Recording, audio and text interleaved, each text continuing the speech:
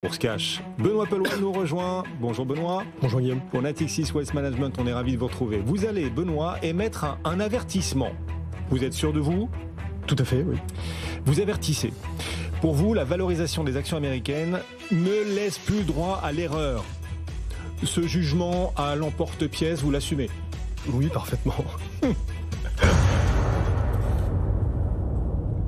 Vous cassez l'ambiance. Vous venez expliquer aujourd'hui aux investisseurs, à tous ceux qui nous suivent dans BFM Bourse, que la valorisation des actions américaines ne laisse plus droit à l'erreur. On a 2 ans de bull market derrière nous. C'est pas beaucoup, 2 ans. En moyenne, un bull market, ça dure 5 ans. Alors pourquoi vous dites qu'on entre en zone de danger quelque part ? Parce qu'on aborde une saison des publications avec un peu de fébrilité. Ça a démarré plutôt mal d'ailleurs en Europe. Et en fait aux États-Unis, quand on regarde un peu les niveaux de valorisation, effectivement ça laisse pas vraiment la place à des déceptions. Quand on regarde la valorisation des actions américaines, juste quelques chiffres, mais quand on fait les ratios de cours sur les bénéfices attendus dans les 12 mois, on est sur 22 fois les bénéfices. C'est élevé, c'est cher, puisque si on regarde les comparaisons, alors bien évidemment sur des comparaisons avec le reste du monde, en Europe on est qu'à 13 fois, si on regarde, il faut regarder l'Inde pour trouver quelque chose de comparable, où on a 25 fois, mais surtout par rapport à l'historique, en dehors en réalité de la sortie du Covid et de la bulle TMT, on a rarement connu des niveaux de valorisation voisins de ceux qu'on a actuellement sur les actions américaines. Donc effectivement, c'est pas tant le risque lié intrinsèquement à ces niveaux de valorisation, puisqu'ils sont pleinement justifiés par la génération de profits et ce que vous évoquiez au cours des 2 dernières années. Mais c'est qu'effectivement, il suffirait simplement de quelques déceptions pour faire apparaître cette valorisation comme très largement dissuasive pour les investisseurs. Donc attention quand on aborde une saison des publications, avec un peu de fébrilité, avec des niveaux de valorisation aussi tendus. D'autant plus que les particuliers, les ménages américains sont exposés comme jamais à Wall Street, au marché actions. Ils détiennent énormément d'actions, ça représente une grosse part de leur patrimoine, si bien donc que la moindre déception vis-à-vis de Wall Street pourrait avoir des effets macroéconomiques en quelque sorte. C'est ça, c'est pas tant en réalité la dynamique des résultats à proprement parler. On sait que ça va être plus mou que les trimestres précédents. Les analystes ont beaucoup révisé en baisse très récemment. Ils attendent à peu près 3% de croissance par rapport au même trimestre l'année dernière.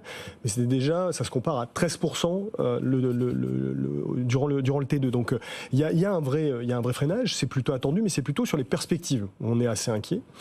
Et justement, ça a un impact même macro, puisque effectivement, les actions, ça pèse 42% du patrimoine financier des ménages américains. Donc on voit bien qu'effectivement, si on a un phénomène de correction lié à des déceptions sur les résultats parce que les actions américaines apparaîtraient un peu trop chères, on peut avoir des répercussions macro assez importantes. Et même les profits. Les profits aux États-Unis n'ont jamais représenté une telle part du PIB. C'est à peu près 15% du PIB, les profits des entreprises américaines. On n'a jamais vu ça en dehors du pic de la sortie du Covid et des années 50. Il faut remonter aux années 50 pour avoir une telle situation. Donc oui, les résultats des sociétés américaines sont particulièrement importants pour le scénario micro, mais aussi pour la dynamique macro. Et donc vous dites, attention, parce que la valorisation de Wall Street ne laisse plus droit à l'erreur. Vous craignez des erreurs, en tout cas des déceptions à l'occasion des publications. Est-ce que vous pensez que ces publications seront justement révélateurs de valorisation trop élevée ?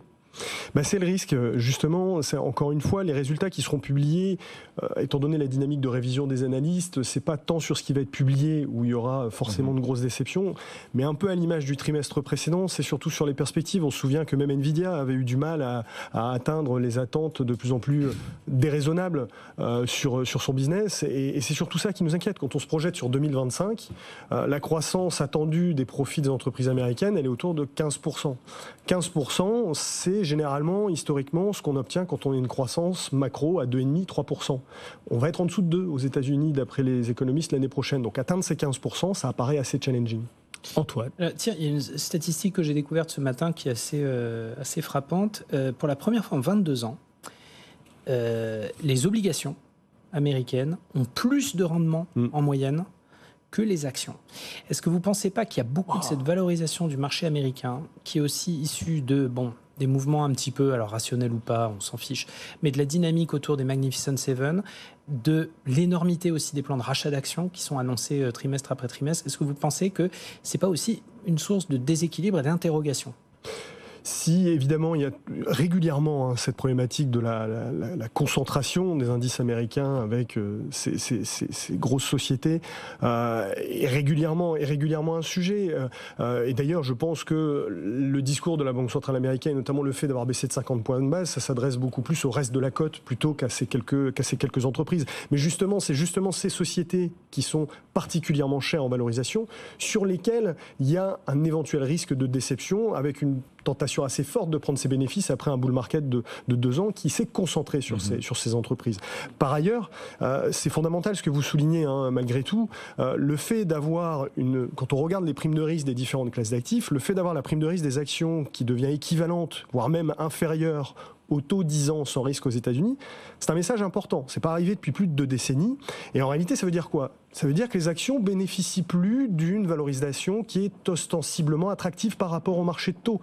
Et donc ça, en termes d'allocation active, c'est un vrai message parce que ça veut dire que vous êtes rémunéré de façon équivalente, voire même moins, pour détenir des actions plutôt que prêter votre argent à l'administration américaine à 10 ans.